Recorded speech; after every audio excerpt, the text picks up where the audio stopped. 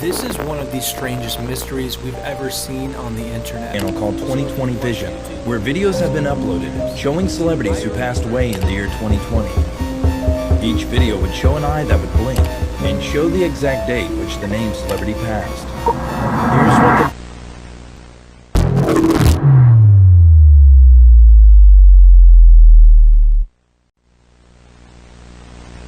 Pernah viral satu channel YouTube yang menimbulkan rasa seram dan kekeliruan ramai orang. Sebuah channel bernama 2020 Vision yang kelihatan memprediksi kematian selebriti sebelum ia berlaku.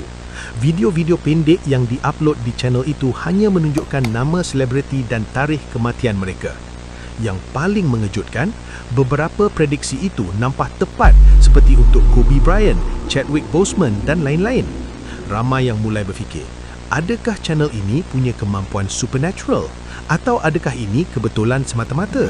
Tapi bila kita selami lebih dalam, jawapannya tidak semisteri yang orang sangka. Menurut rekod dan penyelidikan komuniti internet, sebenarnya cara channel ini beroperasi adalah teknologi, bukan ramalan masa depan. Fakta pertama, channel 2020 Vision dibuat pada tahun 2017, jauh sebelum tahun 2020 tiba.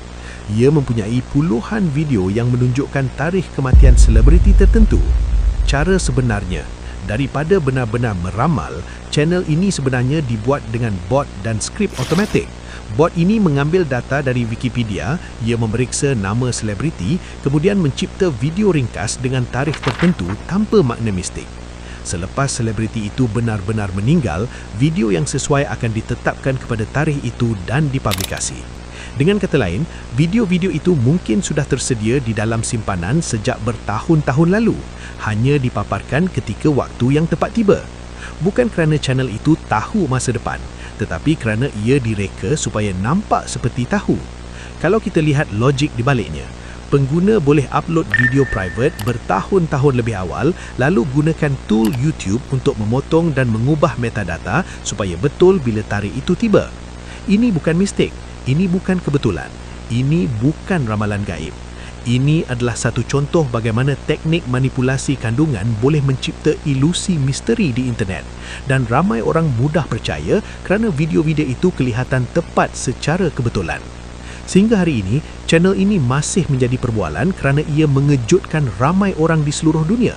Bukan kerana ia meramal masa depan, tetapi kerana ia menunjukkan betapa cepatnya otak manusia mencari corak bahkan di tempat yang tidak wujud. Kesimpulannya, fenomena 2020 Vision bukan tentang psikik atau ramalan mati, tetapi tentang bagaimana internet, metadata dan teknik penyuntingan boleh mencipta misteri yang kelihatan nyata. Dan itu satu pelajaran penting bagi kita semua di zaman digital. Jangan cepat percaya pada apa yang kelihatan luar biasa. Selidik dahulu.